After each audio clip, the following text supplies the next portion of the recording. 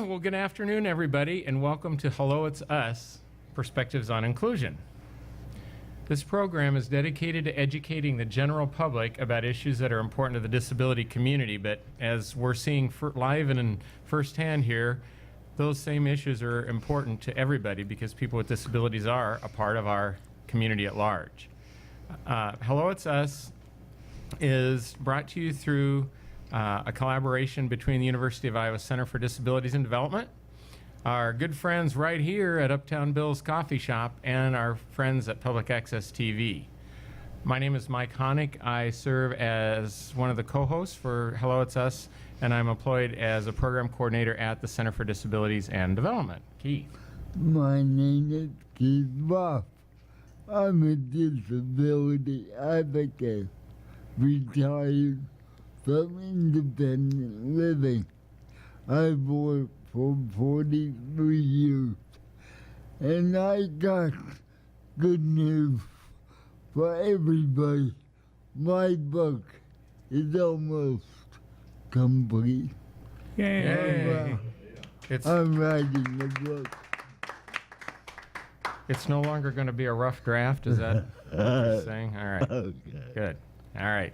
Well, this is a first for me, certainly, since I have assumed working with Keith on Hello, It's Us. I know that our friend Terry Cunningham, who I'm sure some of you out there knew, was a big fan of Irish music, and I remember watching some episodes of Hello, It's Us with Irish music going.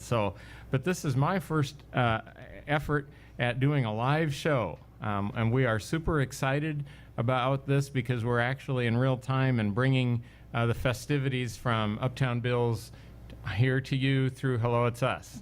I am, for those who don't know, I'm a fan of traditional jazz and traditional music, so for my last hour, my soul was fed with music from the 30s and 40s. I don't know if Josh and his group are still here, but even if they're not, let's give them a round of applause. Yeah.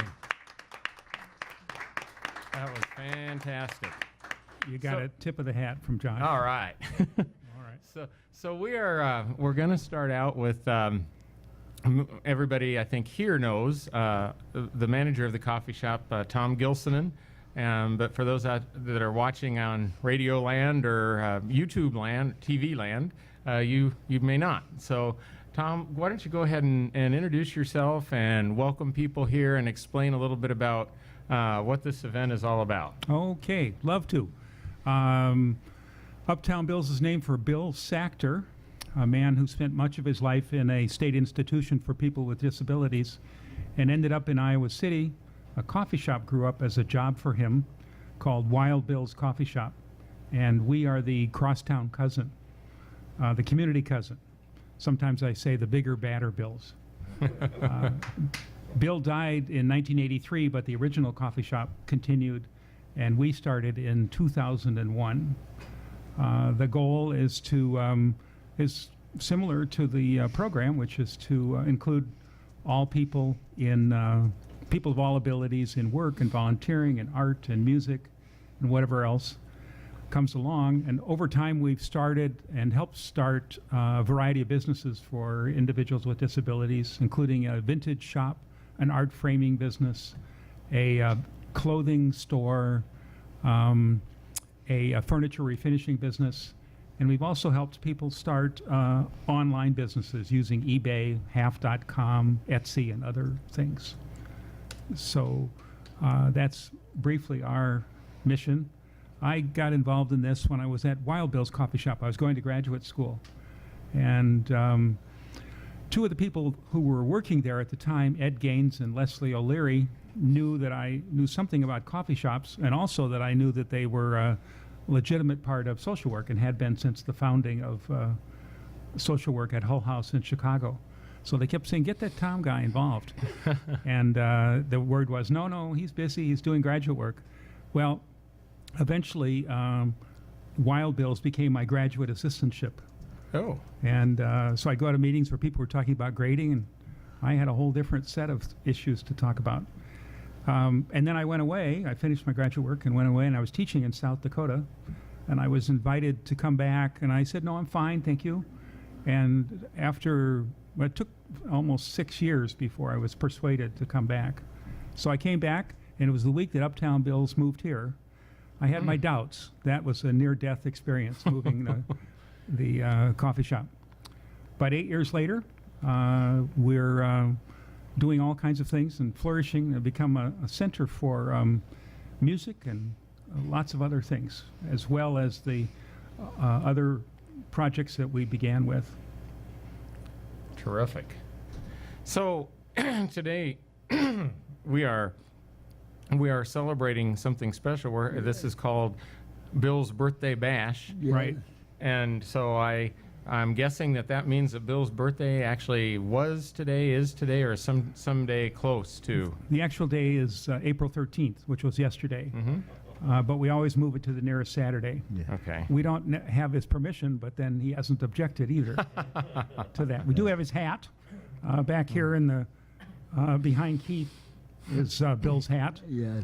and if you wish, you can put it on, try it out, have your picture taken with it, whatever you'd like to do, at some point in the afternoon.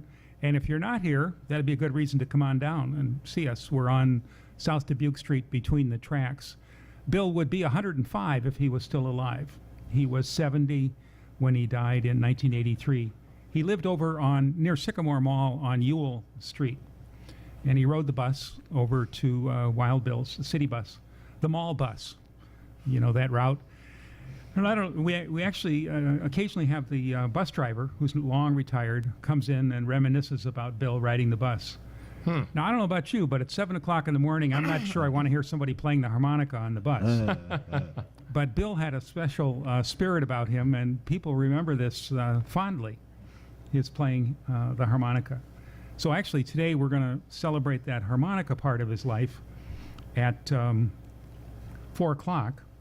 We have the Bill's Birthday Harmonica Salute, and we try to get together all the people who have harmonicas and pass out a few more and play Happy Birthday. Usually takes a couple tries before we get it right, but that's later this afternoon after the community folk sing, which begins at 3 o'clock. Now, I have to slip away for a couple moments, and All right. can you carry on? Absolutely. All right, you and Bye. Keith?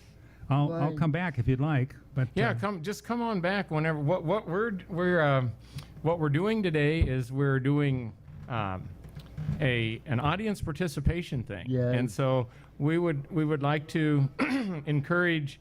Keith and I always have plenty to say, so we can no doubt fill the time. But we would like to have people come up and talk to us about what it is that brought you here, why Bill is important. If any of you out there might have met Bill or remember him or remember stories, and it doesn't have to be. Was talking with my friend on the way over here to do the show, and she said, well, you should get people to talk about their family members with disabilities or talk about their own disabilities. And I said, well, that would be great. But, this has become more than just a disability event. This has become a community event. And so we would love to hear what it is that brought you here. So do we have any willing people who might like to come up and have your however many minutes of fame you would like on public access television and YouTube? Any? While you're thinking about it, I'd like to tell you, I first met Bill when I first came to Iowa City to do graduate work. He came to the dorm one night and entertained us with the harmonica. Wow. It was a good experience. Did he- And if I remember it correctly, Mike, he was always very happy, smiling all the time. That's good. You liked his music, I take it. Yes. Yeah. Did he talk to you while he was there, or was it? Yeah, we had a question and answer period. And because of his light disability, it was hard to get a good answer, but he gave it a try. That's all we ever. That's all we ask. Do we have anyone that would like to come forward? No? Are you speaking for the whole room there? Well, I'm coming back for a moment here. I have a little story. I never met Bill, but I knew Barry in college. Barry and I both went to the University of Minnesota. And Barry had gone to St. Olaf College, and he had a few credits left. So we went to the University of Minnesota, and that's where I met him. I don't think I ever met Bill, but Barry was always collecting interesting people. And as you know, around college campuses, there are a lot of interesting people. One was a fellow we called Baseball Man, who recited long ago baseball games, play by play, Oh, my. without not to anybody in particular. But you had the feeling you were listening to baseball on the radio when he talked. Oh, man. And there was another fellow we called the Walker, who walked and walked and walked and said, whenever you would talk to me, he'd say, "I'm getting out of this town." 20 years later, I ran into him again. "I'm getting out of this town." He was still walking. You're still walking. Still walking. Barry was in a band, and he took Bill along from time to time to play in the band. And when Bill played, you just had to tune your instruments to Bill. Yeah. He had one key and probably 3.5 songs that he could play well, that he knew well. So, but he was always a hit when they played around the Twin Cities. Some of those other musicians I've met along the way. Again, I don't think I ever saw Barry play, but there are people who remember this band quite well that they were in.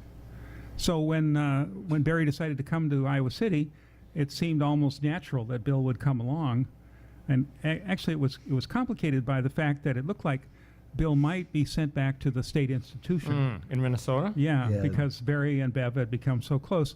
I think of them now as if Bill was like their uncle, an extra uncle, or one of, I think it's his Barry's son Clay, who says it was like having another grandfather. And so when Barry and Bev came first, and then when this complication came up with Bill, Barry went back, and he likes to tell the story that he kidnapped Bill and brought him here. Anyway, So this all happened in Minnesota. Yeah, Right, yeah. Before they came down before here. they came here. So eventually Bill came, and Barry became Bill's guardian. And then when Barry moved to California, his guardian became the local rabbi, Oh. Jeff Portman. So, and it was about that time, too, that Bill was Jewish, but he never had his bar mitzvah as a child, usually about 12 years old. So he had his at age 60-something. Oh, my. And we have a picture on the wall here of Bill at his bar mitzvah. But he took the little classes, the little religion classes, with all the 12-year-olds. So here they all are, and then Bill. And Bill couldn't read, and typically you read from the Torah at the ceremony. So instead he played his harmonica at the ceremony. Do we know the history of where he picked up the talent for playing the harmonica? Don't know. It must have been somewhere along in the state institution, but I don't think anybody knows for sure. Because he didn't play it before that. His parents didn't have a harmonica or anything like that. So, in fact, in many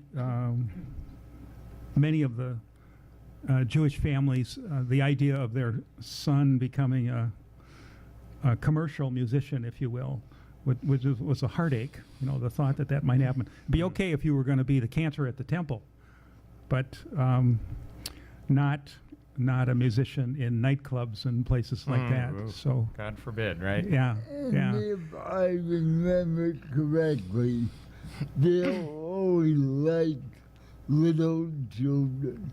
Yes. Yes. He seemed to get along with them quite well. They really loved him. There was a daycare center Yes. in North Hall when he first came. Yes. So he would go out to the cars and escort the children in, open it up like he was the chauffeur or something like that, and escort them into the little daycare center. In fact, the room that the coffee shop was in was originally a kindergarten classroom. I see. North Hall was originally a K-12 school. If you were a student teacher at Iowa, that's where you did your student teaching back in the day. And so you'd have the administration of the school were education professors, and then all of these student teachers. And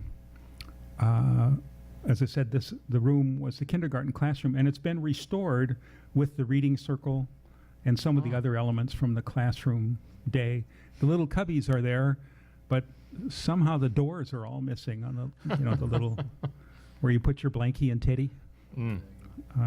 But there are a few other elements that you can see if you go and visit the coffee shop that have been restored. And that's at Wild Bill's, right? Yes, Yeah. in North Yeah. Hall. Tom, could you explain to the audience how Bill managed the bus route? Oh, yeah. When- That was kind of funny. It's dramatized in one of the movies about Bill. Bill had a hard time figuring out when to get off the bus. And so sometimes he'd ride to the end of the line, things like that. And in the beginning, when he would get on the bus, Barry would drive behind the bus. And there's this scene in one of the movies where the bus pulls up to the stop, Bill doesn't get off, and Barry's banging on the door, the bus door saying. So it was not uncommon for Bill to ride to the end of the line. But eventually he figured it out. And when he saw the movie with that scene in it, he said he didn't seem to grasp the fact that Mickey Rooney was playing him in the movie.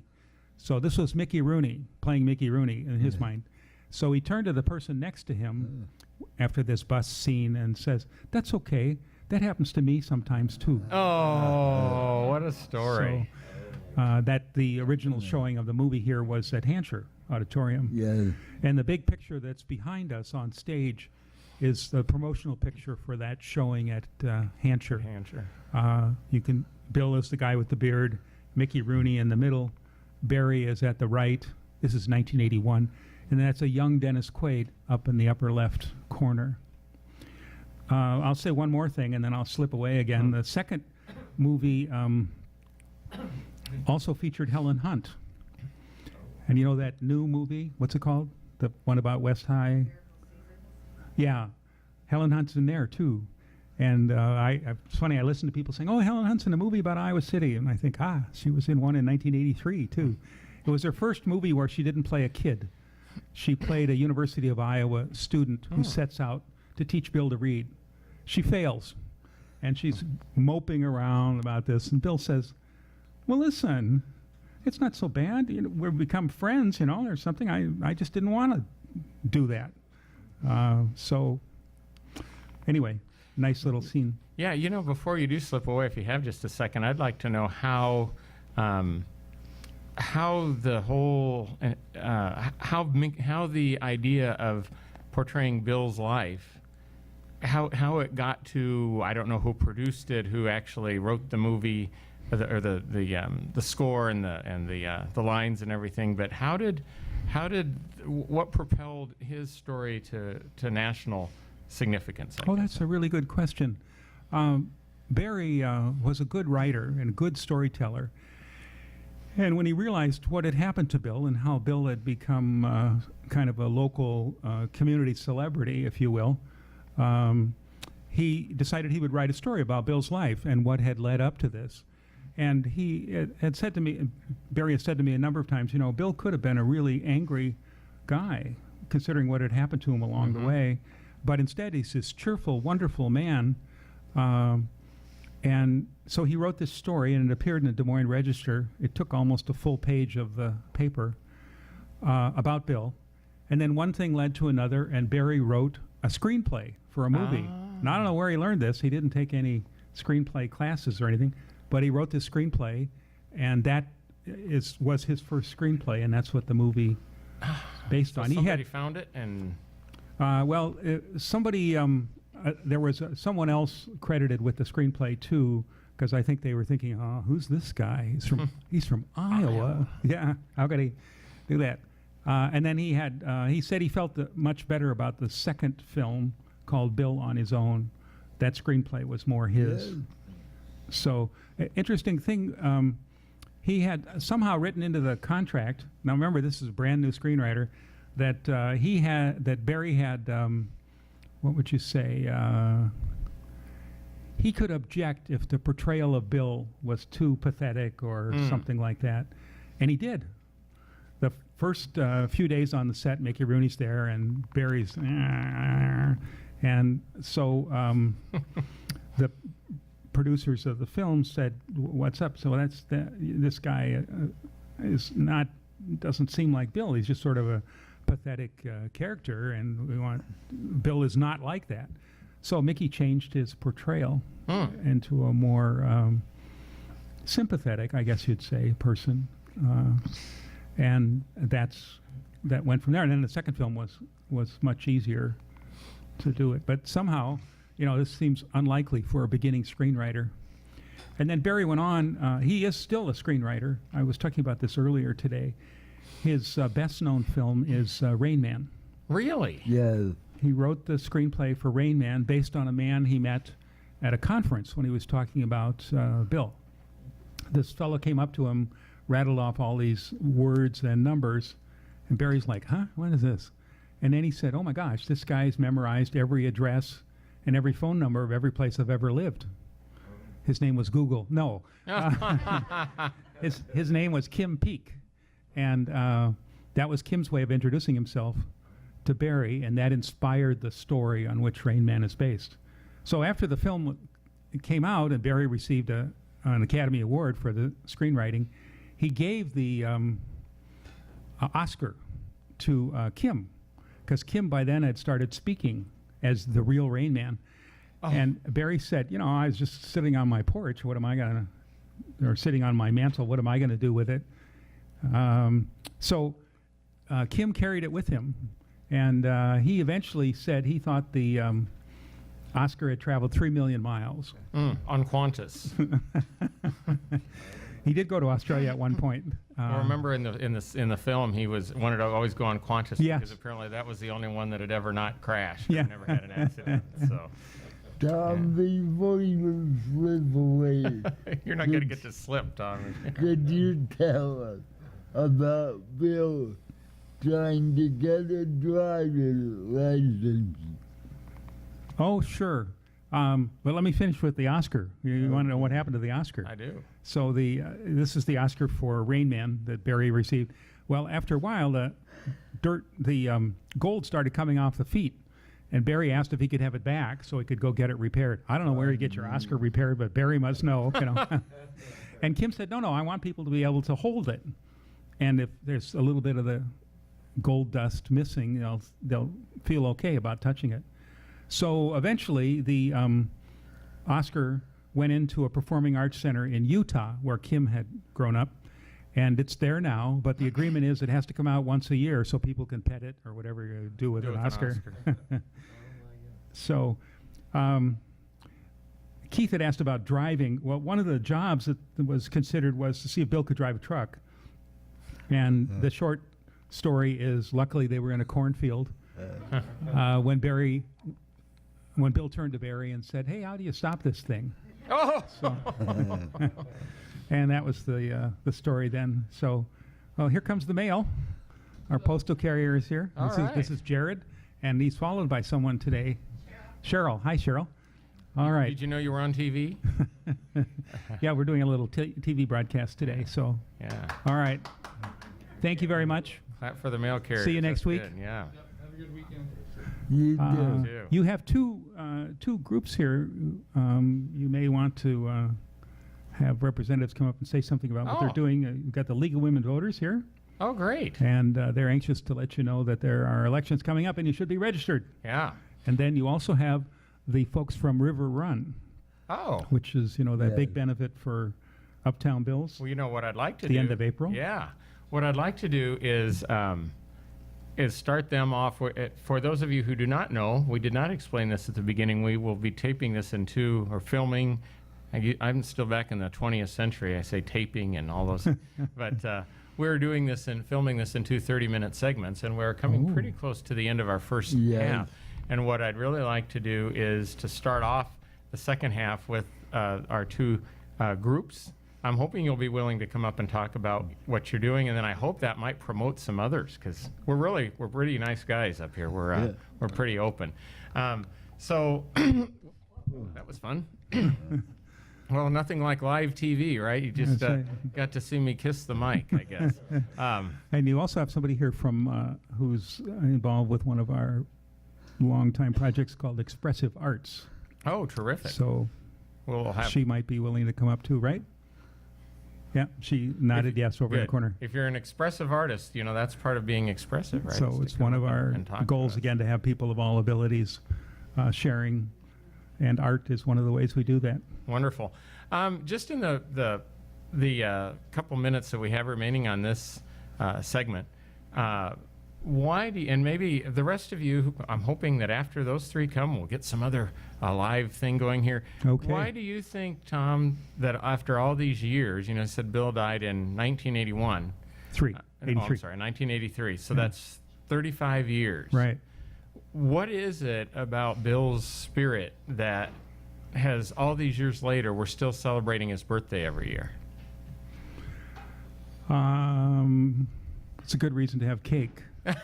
No, well, Bill came along at a time when attitudes were changing, particularly in communities and in professional organizations about individuals with disabilities. And what had changed was, previous to that, there was this idea of separating people. And beginning about the time that Bill was released from the state institution in Minnesota, all of those ideas were changing, and people were saying, well, we really ought to have folks in our communities and not taken out. In some cases, parents had already done that. There's a school in Minneapolis that was started by parents who said, nope, our children are not going off to a state institution. We'll start our own school. It's called the Hammer School. It's on the edge of Minneapolis. And there were other initiatives like that. But so I think that was part of it. The timing. Part of it was the spirit of Bill himself. People who know him said he was a generous, wonderful human being. The rabbi said, in fact, there's a story in Jewish theology that walking among us, there are always people Christians would call saints, and you don't necessarily know who they are. And Rabbi Portman said he thought Bill was one of those people. And if I may add quickly, Mike and Tom, I think because this is the university community, there's a lot more understanding and acceptance of different people, different strokes with different folks. Well, I think that has something to do with it, Keith. I just think that, and I never had the pleasure of meeting Bill, but I think that was that he had something special that we're still celebrating. Now, if we could just get it to be a holiday, we'll have an extra day off during the year. At any rate, we are at the end of our first of this two-part segment. I want to thank all of you for being here. I want to thank our viewers that are out there, and we'll be posting this to YouTube shortly. And certainly want to thank Tom for hanging in here with us. Thank you. We're looking forward to a part two that'll be coming up very shortly and hearing about some of the great things that are going on here in town. So thanks to all of you out there, and thanks to all of our sponsors. And Keith, you want to wrap us up? Don't go away. We got another half hour.